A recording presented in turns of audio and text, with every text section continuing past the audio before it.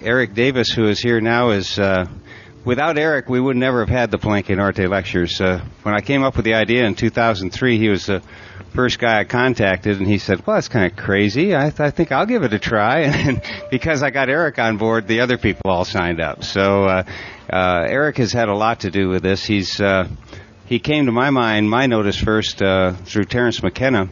I was telling Terence about a book I was writing, and he said, well, you shouldn't write any more until you read Technosis by Erik Davis. And I did, and he was right, and I've cited it in there. So he has a new book out that came out last year called Visionary State that has some of the most beautiful photography you've seen that's only surpassed by the prose that accompanies it. So a couple great books. So if you would, please help me welcome Erik Davis. So I guess we have about an hour here, and I want to thank Lorenzo, as always, for really initiating these talk spaces on the playa. And even more than that, recognizing, in my opinion, what's a little bit missing about the larger traditional lecture spaces that have kind of ballooned in the years since he started Palenque Norte. In my experience, and this is just my experience, the satisfying talks I've given here have always been small and interactive. And that the larger ones, I've done a couple larger ones, they're too much like the outside world for me. So I was very happy this year to have an opportunity to still do this, which is kind of like my gift or my offering to the playa, but in a way that I find much more simpatico. I love dialogue. I love guided, conversation. So probably what I'm going to do is talk for 20 minutes, half hour, roughly around that time, and then open it up more, probably more like 20 minutes. And I don't have anything planned at all. I out of the thin air, I pulled the idea of nature and the imagination, and I said, well, that's vague enough that I'll be able to, come up with something before. And in the outside world, I try to not prepare my talks too much. Just sketch out a few notes, a few ideas of places I want to go. But I usually have a fairly good idea beforehand of what I'm doing. But because it's the playa and I'm crispy as hell, and I'm it doesn't really matter, and I'm with all of you, I'm just going to riff for a little bit, talk about just some things that have been on my mind, and if it seems sometimes a little tangential, I hope that the connections will pop up eventually. The whole matter of the imagination in the environment, I think, is a really key discussion on a number of different levels, and I'm going to try to talk about a couple different dimensions of it. But I want to throw out the basic thesis, and then I'll talk about the terms or whatever, which is that the imagination, and I'll talk more about what I mean by that the imagination is a key and pivotal interface between human beings and the natural world. That understanding, appreciating, nurturing the creative imagination, learning how it works, diving into it, pulling back from it, is part of the way in which we weave ourselves into the world. And that any kind of restorative, sustainable renewal of our planet has to exist on the imaginal realm as well as the realm of technical solutions, political developments, technological fixes, all sorts. It's a multidimensional problem. So that's one aspect of it. And the other thing I want to talk about, though, is kind of almost the opposite side of it, is that I see, particularly in the sort of, whatever you want to call it, progressive, new age, psychedelic, entheo, neo-pagan, freak, eco-movement thing, this hydra-headed, glorious green beast, that there are some fundamental errors that people make repeatedly that have to do with the imagination that I think get in the way and that are even harmful in the extreme, but in the near term are confusing. And that basically has to do with taking the imagination and the works of the imagination and the experiences of the imagination too seriously, to taking them too literally, taking them too concretely. And I think it's an error that comes up for very understandable reasons, but has, I think, a lot of problems with it. So those are the basic kind of zones where I'm going to go to, and I'm going to go back and talk about the imagination, what I mean by the imagination. In a way, it's a kind of unfair term because we all sort of use it, but we don't really have a sense of what it means. And it's one of those words or concepts that people have projected any number of different definitions on. And in some ways, I like to keep that open. I don't mean one thing by the imagination. I mean many things by the imagination. From the point at which you say, oh, no, that's just your imagination, meaning it's not real. You're hallucinating it. You're projecting it. To a kind of romantic idea of the imagination. You know, when the romantic poets emerged in the early 19th century, Blake and Coleridge and Wordsworth in the English language. But the whole Romantic movement was an extremely important 19th century development in European thought and culture. And one of the ways of explaining what happened with the Romantic movement was that it was a reaction to scientism. It was a reaction to the over-rationality of the Enlightenment. The Enlightenment comes along and says, hey, man, we're figuring out this science stuff. Human reason's pretty cool.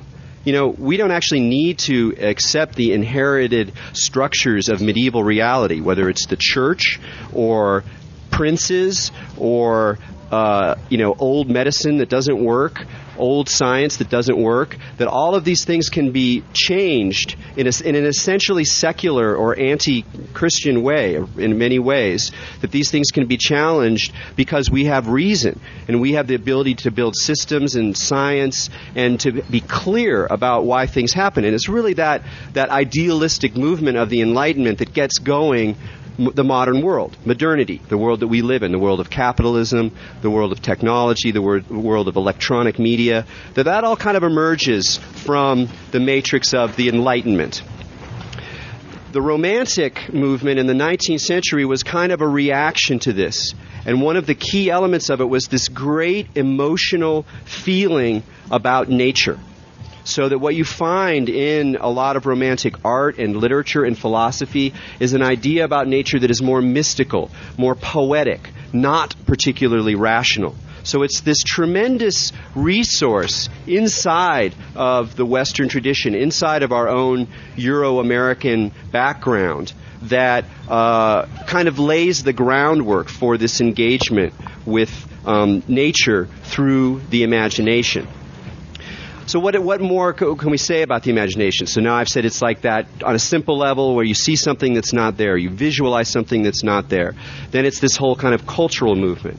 Well, then there's a kind of deeper way of talking about it too. Immanuel Kant, who was a key philosopher of the Enlightenment, had an idea that the imagination is the faculty in us that synthesizes the multiple modalities of perception and conception into a single reality. So even though we have all these different senses, taste and touch and sight and sound, and then we have all these different cognitive dimensions as well, we more or less perceive something like a synthetic world, a unified world. We're all part of a flow of all of these things happening together.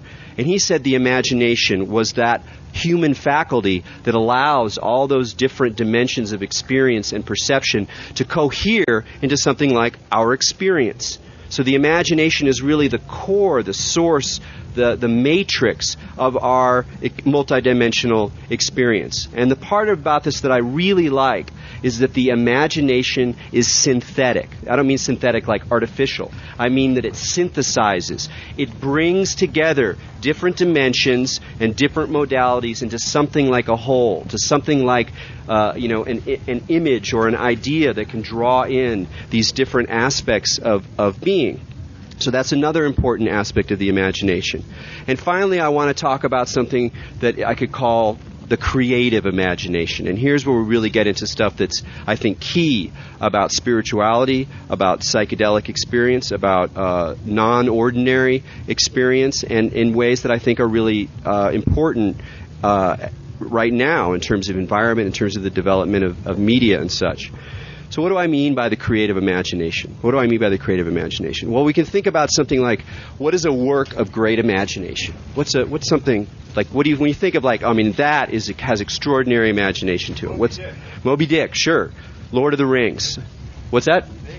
Yeah, exactly. It's very Burning Man. In fact, one of the ways of talking about Burning Man is that it is this explosion of the creative imagination on all these different levels. You know, every camp, every image, all these masks, all these art cars, it's stimulating this kind of immense world of the collective imagination. You know, Jung might talk about it in terms of archetypal symbolism or the archetypal imagination, that part of our minds that are not personal, but work on that larger level of myths and dreams.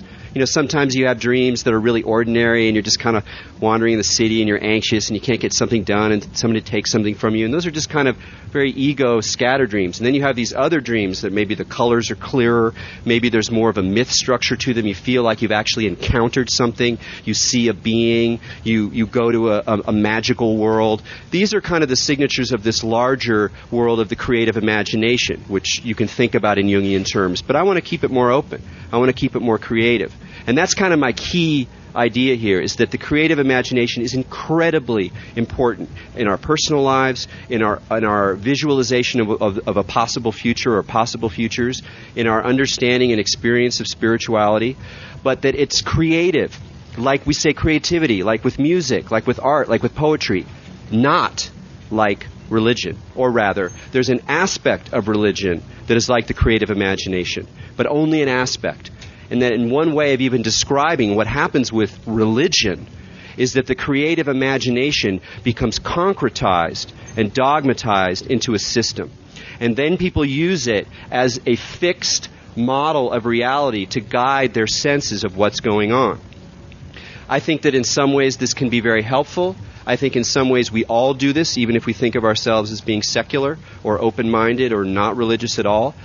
At the same time, I think that what I'm just saying is the fundamental error I see with a lot of this culture, is that people are plugged into all these sources of the creative imagination, whether it's, you know, ayahuasca, different myth systems, different spiritual practices from parts of the world. You know, even this, you know, this is a myth system. This isn't reality. It's a work of the creative imagination, but not in the sense that it's just illusion.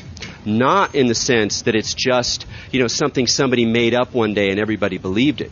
It's that the creative imagination functions in a different way than religious beliefs allow us to engage with. And that's kind of the key message about how to engage this world. So what's a good example of this? Let's take the current growth, a really remarkable growth of ayahuasca religion. And I say ayahuasca religion. One of the fascinating things about the introduction of ayahuasca into the West is how much it is kept a hold of an essentially religious or ritual framework.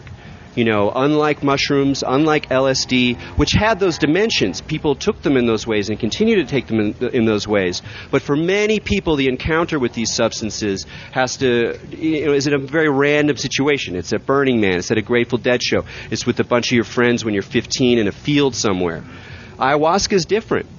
Ayahuasca comes with it, packaged with it, if you will, a kind of ritual structure that has the potential to become an actual religious formation. But to me, it's really, really, really important to make that distinction between the creative ritual and the religious formation, the way that things become religion. So what's an example?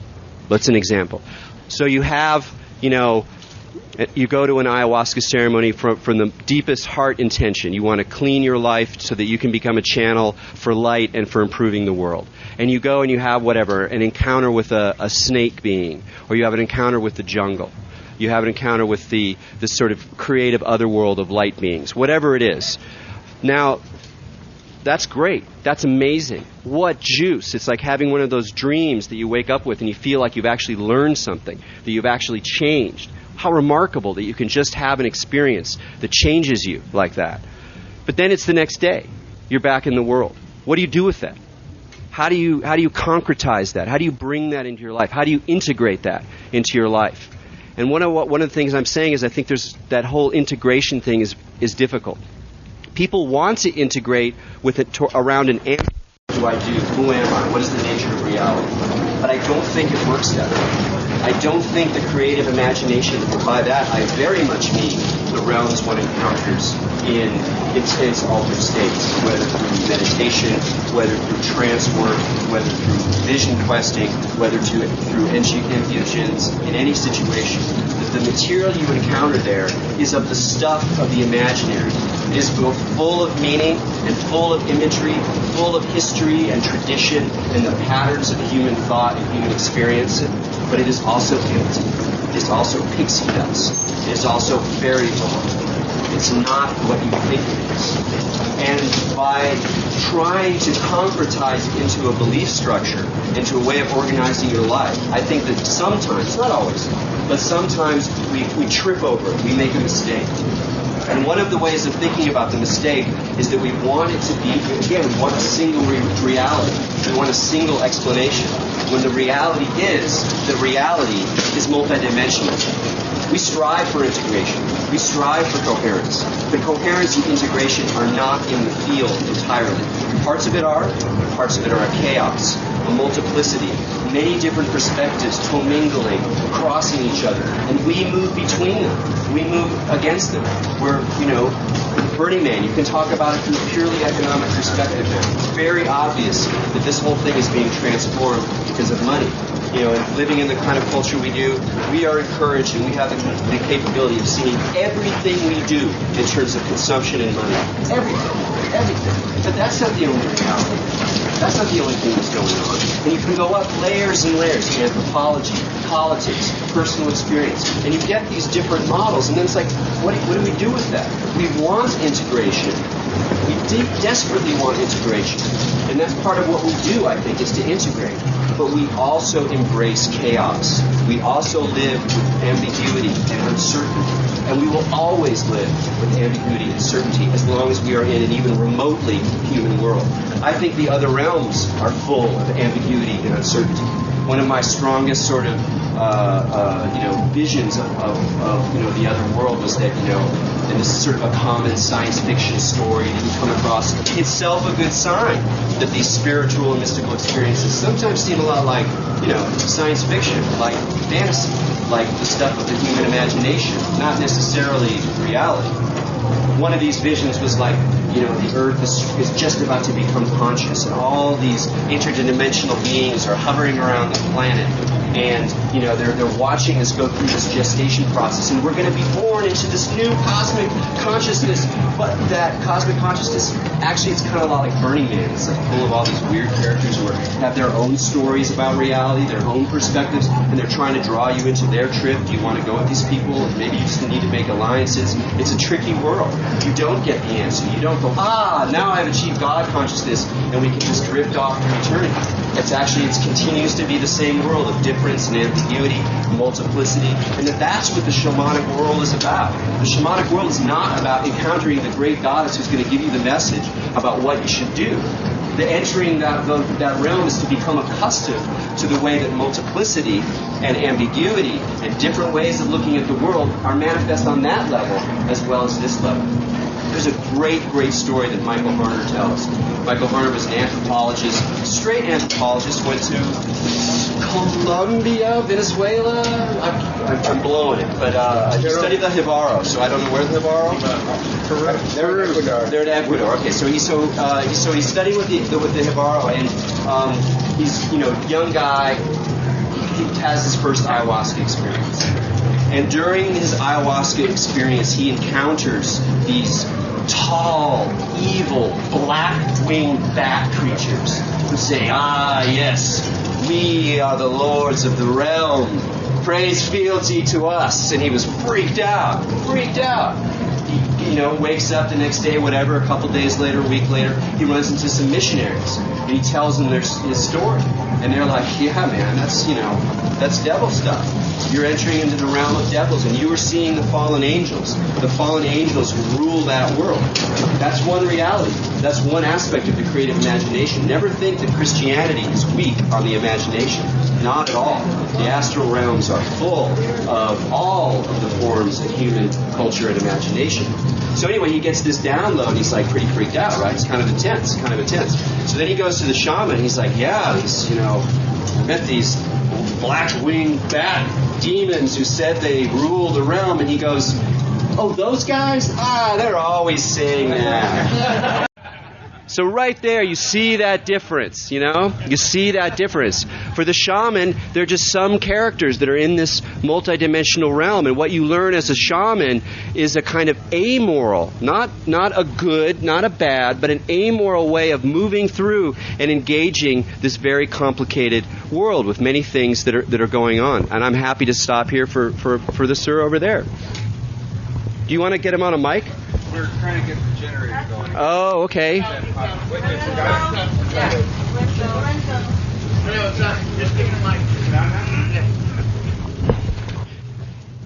All right, pause as we have a question. Hello. Hi, I'm Steve. I'm trying to understand. Are you suggesting that in the imaginal world, these experiences, there is no real progression? There is no real, like for instance, if you go into different traditions, they talk about evolutionary stages of development. The Kabbalah talks about levels of the angels and so on.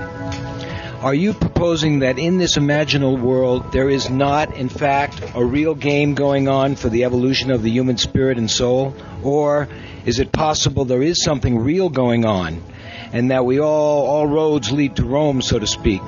And there is a process that, for lack of a better word, we might call the attainment of enlightenment. Great question. Great question. And what I want to do with that question is just show, like, I feel that I ask the questions the same way.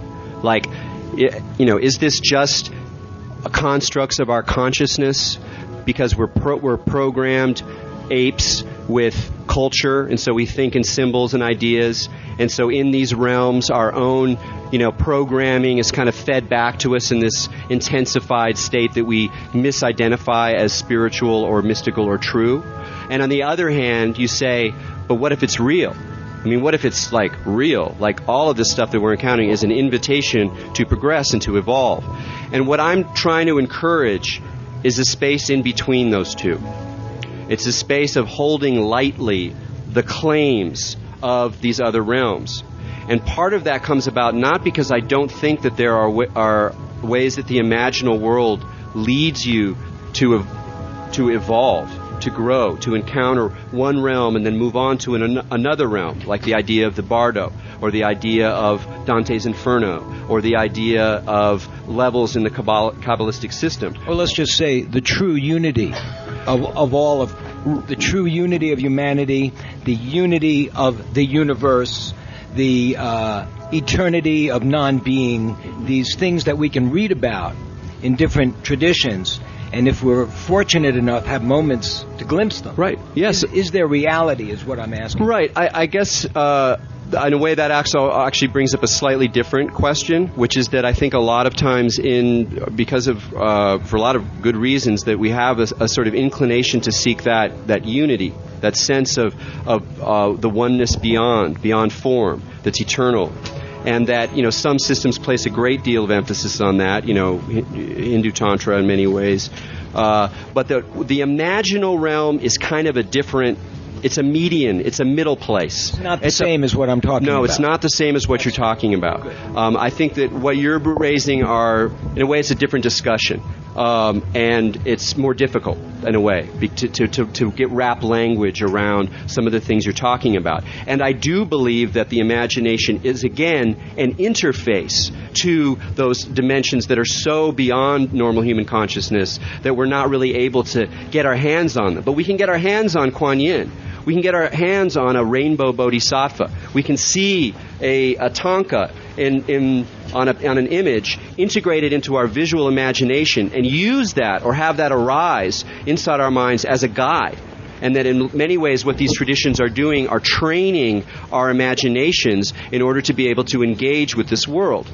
My personal, I won't even say hunch, I won't say belief, but my operating story is that all of that material becomes remarkably available to us when we pass. I don't know this. Perhaps when we die, we simply snuff out. But I want to suggest something to you that I think is profound, which is that, take again, you know, there's this multidimensional reality. We have to look at things from multiple perspectives, where there's mystical oneness, where there are bat-winged demons, and where there's just meat and DNA. Sorry, guys, nothing. It's just science. We're a rock in an empty, meaningless universe that's just spitting through its reiterations, which to me is as a strong message I get from the other realms as religious or more spiritual messages. I also get an aimless creativity that is both remarkably fecund and empty and meaningless. That may be saying something about my personal background, but that's partly what I see. So we have to look from that perspective too, and that's one of the things. If we're into integration right now with science and technology, that means that we can't avoid that skeptical voice. We have to engage and learn to integrate that skeptical voice as well. It's our job to just say, no, those science people, they don't understand. They're locked in rationality. It's actually this mystical world, this magical world, is a profound failure, in my opinion, of our role. And the more we go into loosey-goosey, mystic, New Age stuff as a concretized belief system rather than as an open, playful world that adds richness to our lives, the way that poetry does, or the way that religious imagery does, drawing us to those higher realms, but holding them lightly so that we can still engage a skeptical materialist. For me, that's what integration means. So let's take the model. The hard model is you die. You're just a meat machine. You go down. When your brain stops working, that's it. But, what happens when the brain dies? I mean, what does that feel like?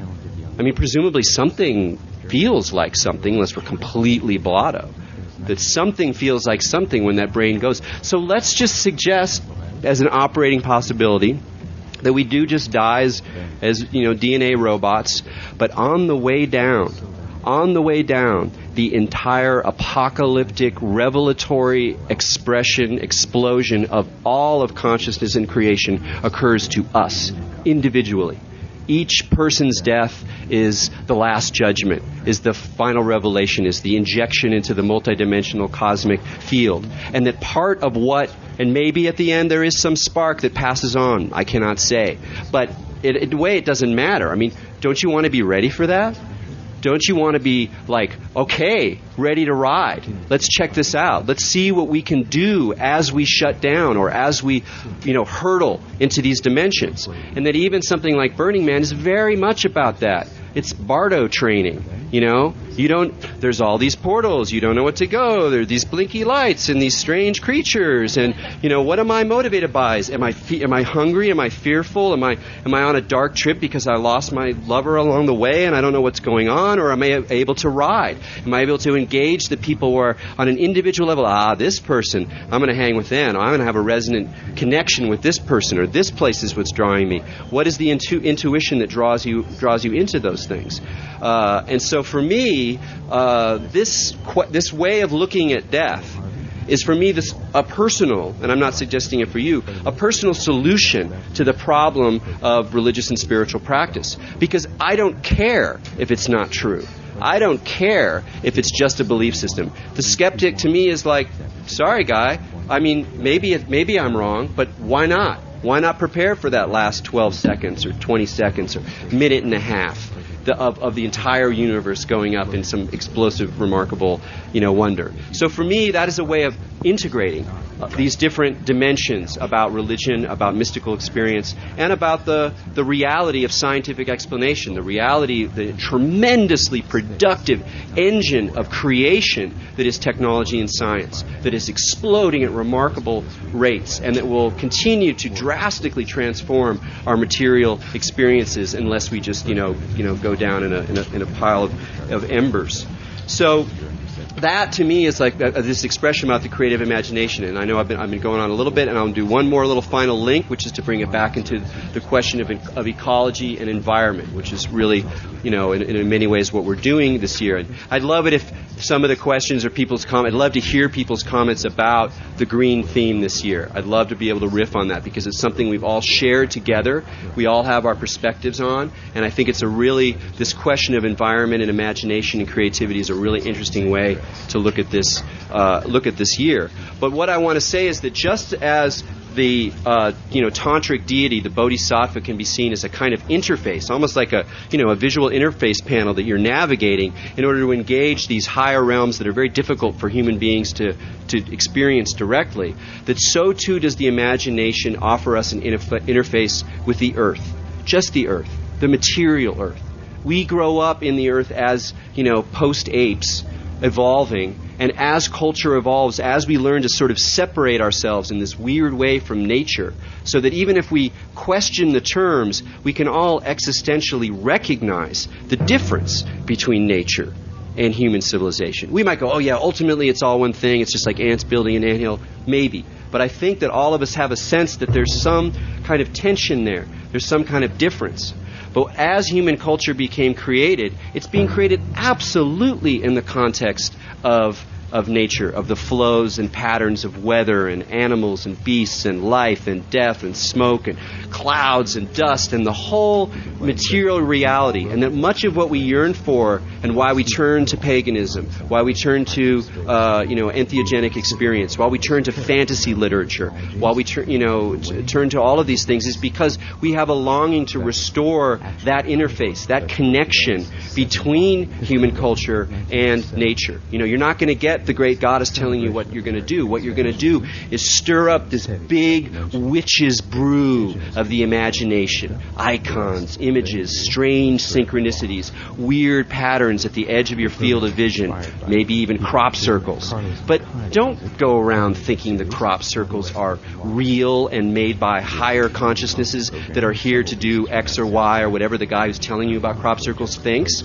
See the crop circle as this expression of the creative imagination, that interplace between human culture and nature, between our minds and souls and the greater cosmos. For me, that perspective gives you a lightness that avoids some problems, which we can talk about if you want, but also opens us up for the multidimensionality of things. Not to seek a single answer or a resolution, but to be able to be comfortable in that space of multidimensional realities with the image, with all of this, tremendous kind of richness, a kind of poetic approach rather than a religious one. And I think that approach is the way that is most likely to allow us to integrate these higher dimensions, mystical dimensions, imaginary dimensions, full-on religious experiences, whatever you want to talk about it. They will allow us to integrate it into the larger world, the world of media, the world of technology, the world of tremendous pressure,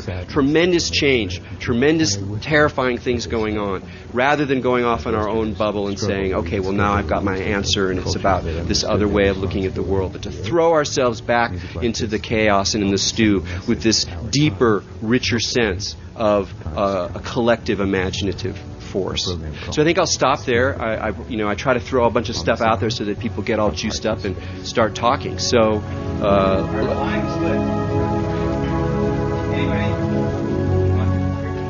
questions, queries, comments? Oh, come on, I know.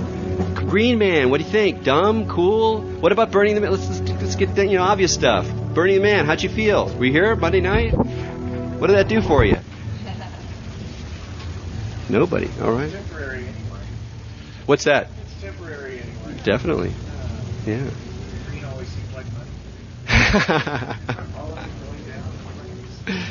Yeah, there's a very interesting way of, again, this is just my opinion, but a way in which what to me Burning Man is about, really fundamentally, has been misunderstood by the theme and more particularly the rhetoric around the green ecology, industrial development that we see here.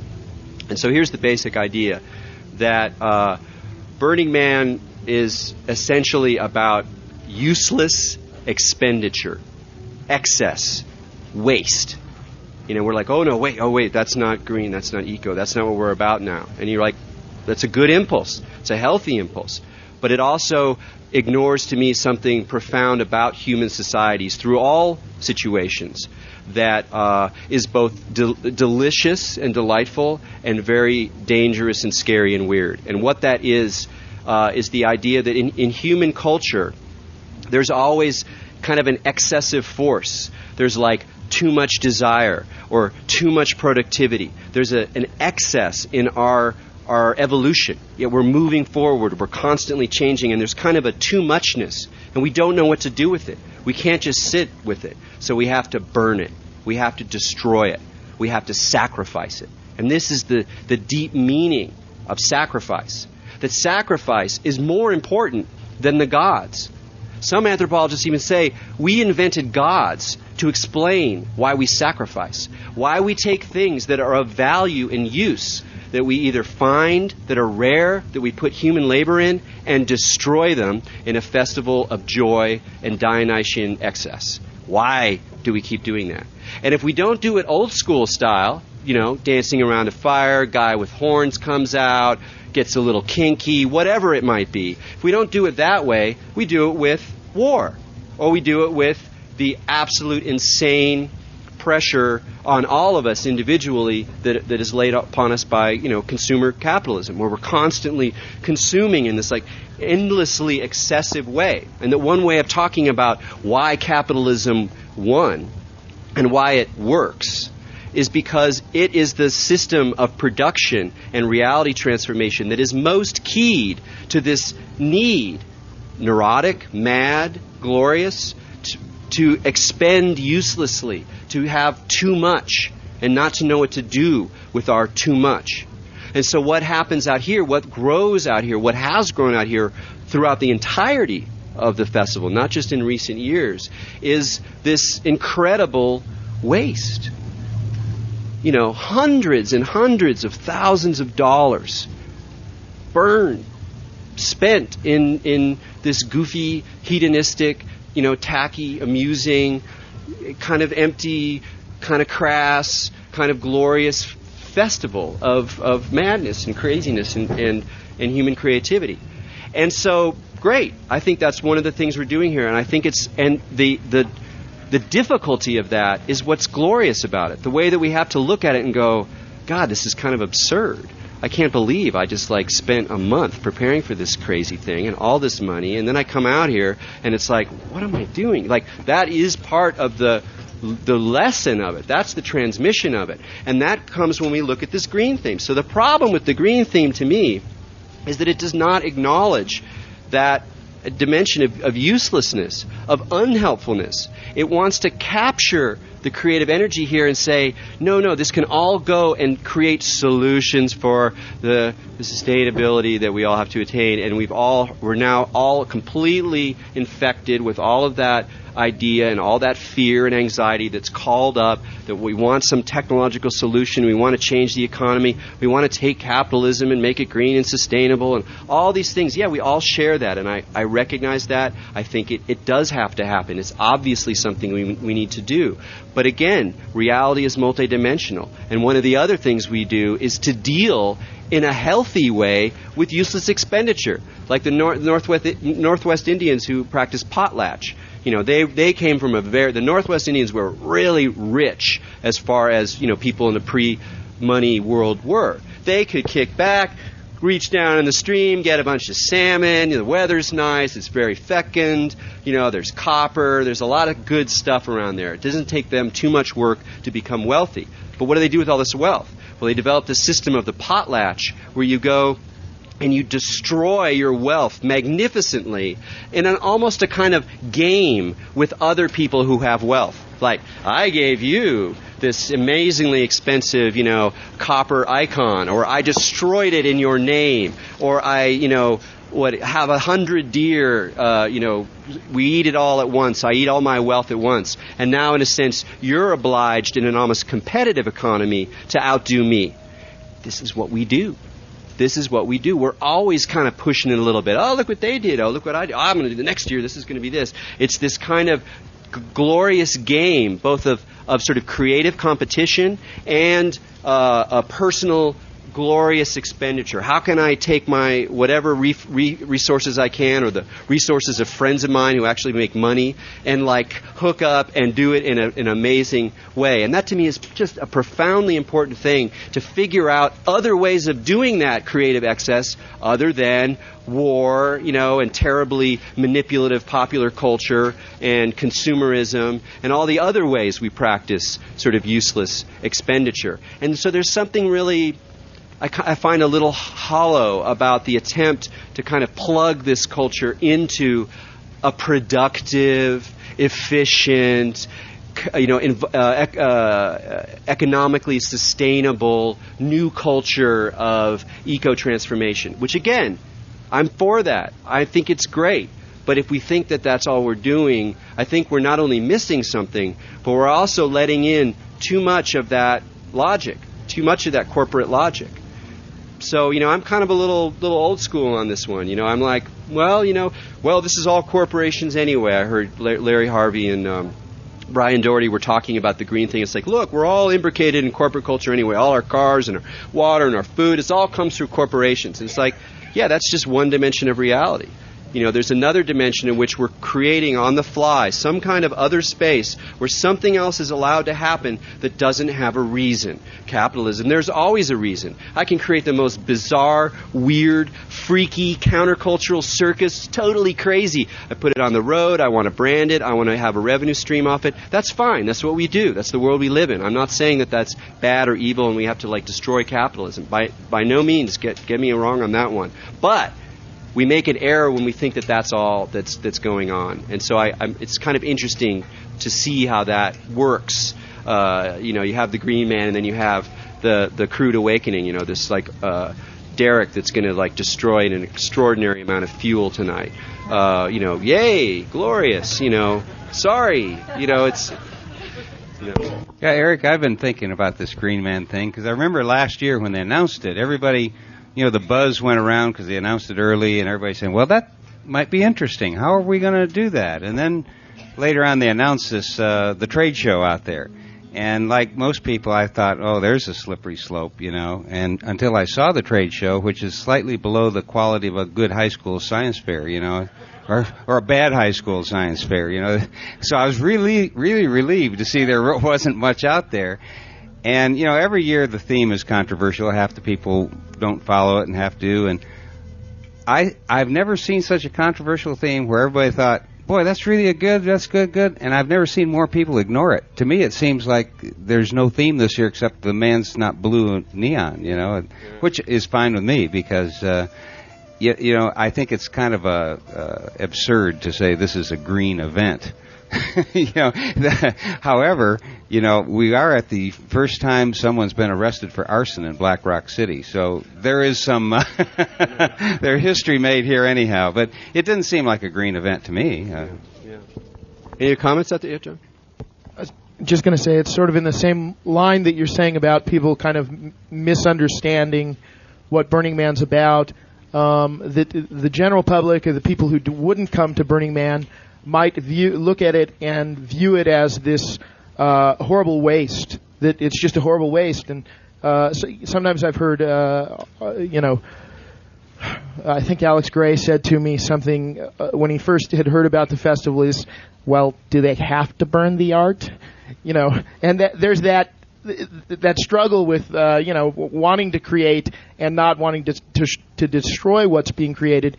But this festival is about both of those things, and it is honoring the destructive in a very healthy way. And somebody the other night on the playa said to me, my friend Coco said to me that, Bushco and the governments, and they've got their Burning Man also. But the difference is they're really burning people when they're dropping bombs on countries. And that's the unhealthy way. And so if we have this inherent human need to be destructive, it seems really, really good and reasonable to have it be a symbolic destructiveness rather than an actual destructiveness. And that of anything is kind of the most life-affirming and quote-unquote green part about this festival is that we're not actually killing people through celebrating the destructiveness, or killing plants, or killing we're doing a little harm to the environment, sure, but yeah, I think that's great. Great comments. Anything else? Yeah.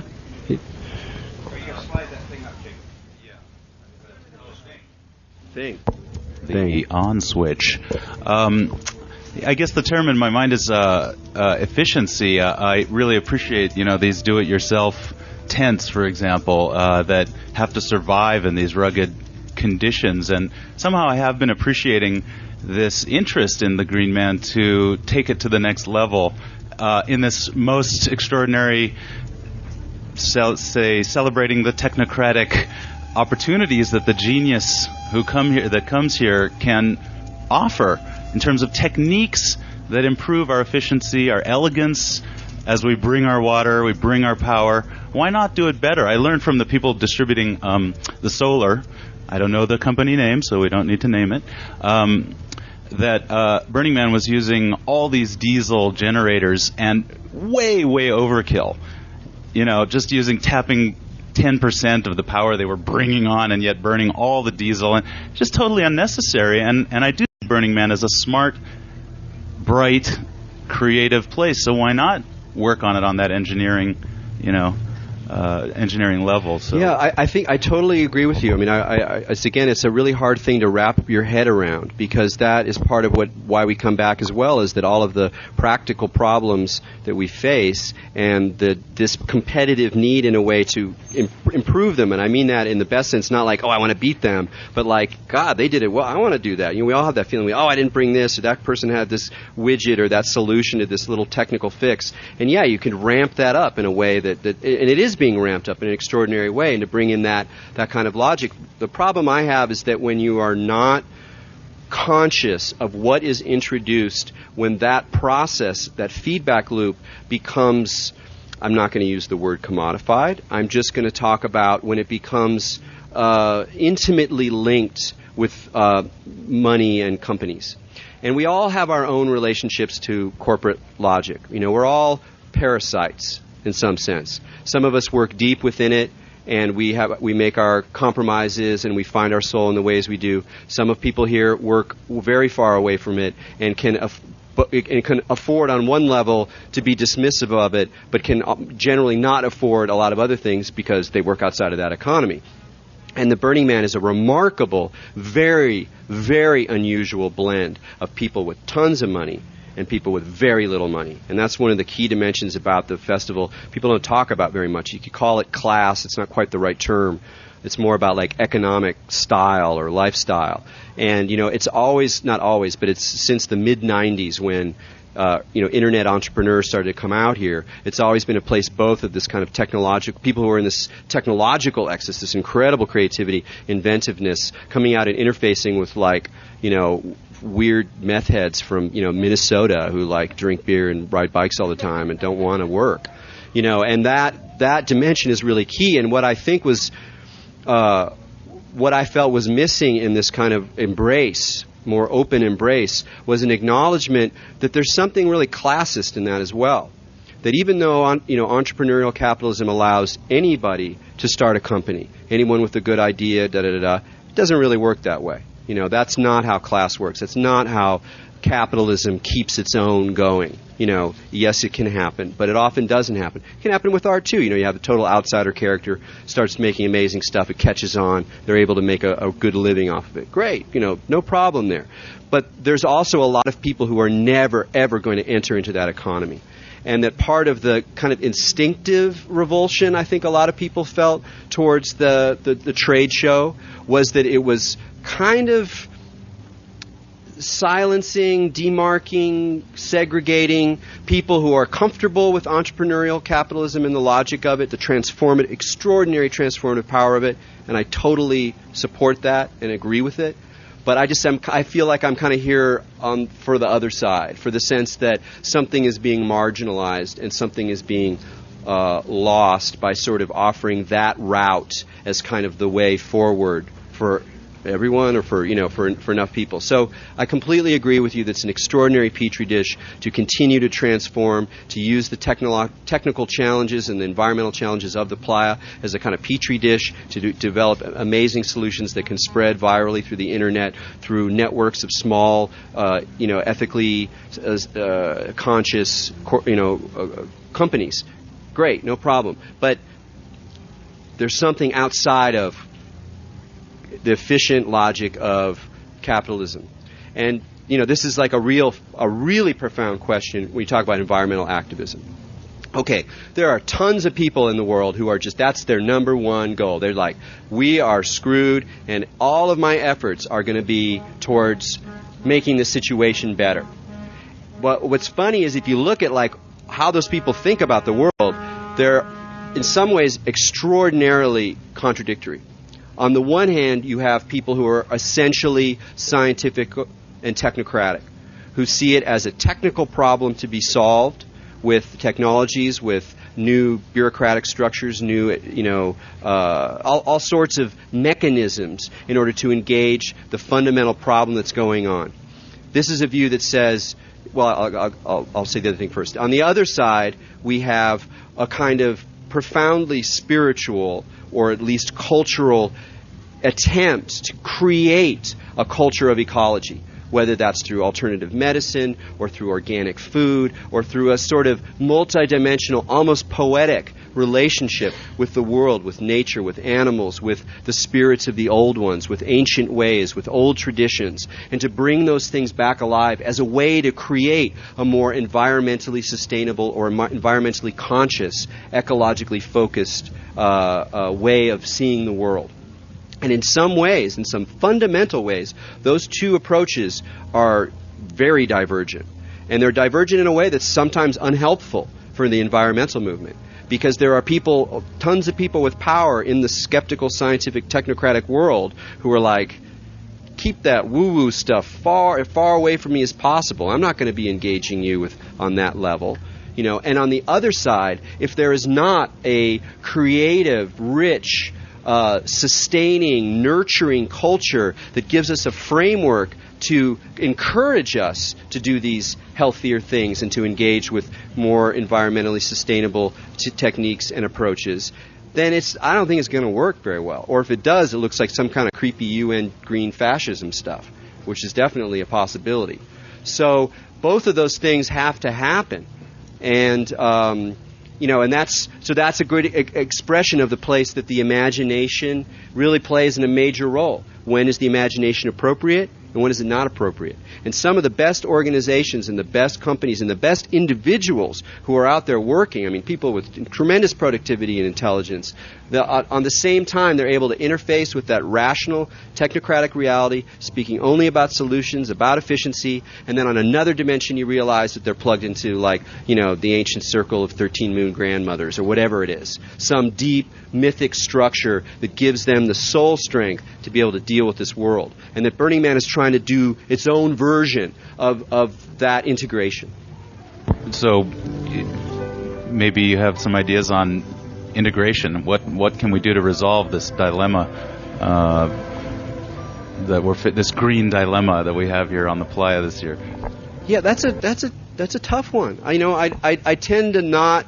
It's not that I don't think in terms of solutions exactly, but I more feel like what I do is to kind of articulate these dynamics, articulate these tensions and pulls in multiple directions. Because the way I look at it is there's tons of people with solutions, specific technical solutions. There's tons of people who have an answer, who have an agenda, who have I want to, and if I have an agenda, it's only to coax you into my confusion, my attempt to move between different models of reality that don't quite cohere. But my sense is that that's sort of what we do. That's our leaky boat.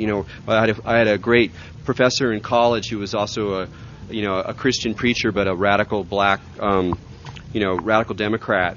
And he just talked about we're like in a leaky boat. We're going across the river, boat's leaking, we're pouring water, bailing the boat. That's it. It's life is it's a Zen guy who talks about it too. Life is swimming across a river and getting halfway and then drowning. And so I'm a little like solution or whatever. It's to engage and recognize the different dimensions and to begin to integrate them such that we can, in our own experience, in our own desire, culturally and individually, to integrate them. But it doesn't necessarily have an obvious solution. It may be for some that 2012 is a very important, inspiring myth, but that's obviously not going to be the mechanism for mass transformation in our culture. So it's holding these things lightly and recognizing again, becoming comfortable with moving in that multidimensional space. As I've been looking around the playa, it seems like we're really doing our best to use up all the oil as fast as we can. So if we do that, that'll eliminate a lot of choices. Yeah, and that's a good way also. That's the kind of almost apocalyptic dimension of it, which is like, look, we're going in this direction. Let's rage it. You get like the idea of like, oh, we're going to conserve and conserve and conserve. It's like it's much worse than that. We have this tendency to think, let's create the new paradigm that'll really make it work, but it seems the paradigm's already there. We just have to learn how to follow that along and live in accordance with that. Yeah. If we use it up, we have no more choices. We'll have to figure it out. Right, and something will happen. But I love that idea that I'm glad you brought that up about we want to create the new paradigm. We want to hear what the new paradigm is. Yeah, exactly. And for me, I approach that because I am a real heady person and I think about concepts, I think about paradigms. My experience of that problem is that the new paradigm is that there's not a paradigm. How do I navigate that? Wait, I need a method. I need a system, a way to control this confusion, this ambiguity, these multiple dimensions. And so for me, it's like becoming accustomed with that because at a deep level, I do believe in flow. I do believe that there is this kind of Tao moving through even the most chaotic and fucked up situations. But you don't get there by going, this is the Tao. The Tao is to, conserve and live in this kind of lifestyle. It's much subtler and more grand than that. So I really appreciate that. What's that? How are we doing at time? Do you want to? Actually, I didn't see Mark come in yet, so you're free to go as long as you like. As long as the questions flow, As long as the questions flow, I'm happy. Let Erik go when you guys are ready to let him go. Maybe since I still have the microphone, I'd like to do a song for y'all.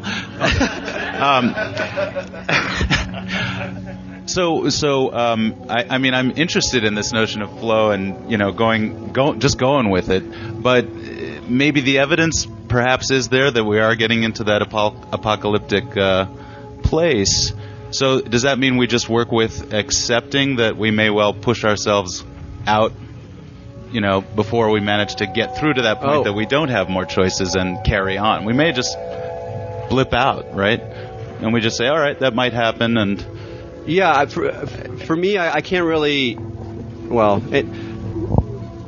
any kind of go ahead. I guess fundamentally, I wonder, do we actually try and make a choice to navigate towards survival, which is in our organic structure, in terms of a evolutionary piece that the universe is taking us towards, Yeah, I think if indeed we have some choice point. I think that's going to happen anyway. That's the thing is that just by the nature of human beings, by their nature of their desire to continue, by, the glorious worship of babies, it's like, it's like because we just instinctively want that forward progression, that those desires and needs will manifest solutions to the problem in a variety of ways, some of which are very inspiring and progressive, some of which are evil, nasty answers for an elite. And there's plenty of elite solutions to this problem that involve die-offs of massive populations, not intentionally necessarily. I'm not speaking conspiracy theory. I just meaning recognizing in a triage way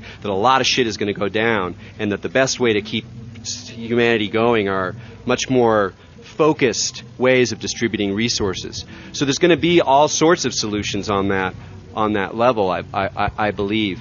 And so what I'm kind of suggesting is almost a way to work with that condition, to work with that situation. Like, it's the same kind of thing of thinking about it as like Bardo run-through. that maybe what we're all offered here is a kind of collective Bardo run-through. And it might look like coming out the other side or eking by with our leaky boat. Oh, we got new ways of sucking the water out of the leaky boat as we go forward with our leaky boat. And that it ends up being not that different, even if it looks totally transformed from the inside. And, I don't know. But it's almost more like, I think some people are drawn towards extraordinary technical solutions. I know most of my friends are technological kind of people. And I think that there's types of folks who are going to do that. It's not exactly what I do. So I feel like I'm in that system, but offering something a little bit different to keep the richness there, to keep that larger poem alive, and to not have it all collapse into a kind of controlled efficiency driven by a purely survival kind of logic. It may be the case that that's really what we're supposed to be doing now.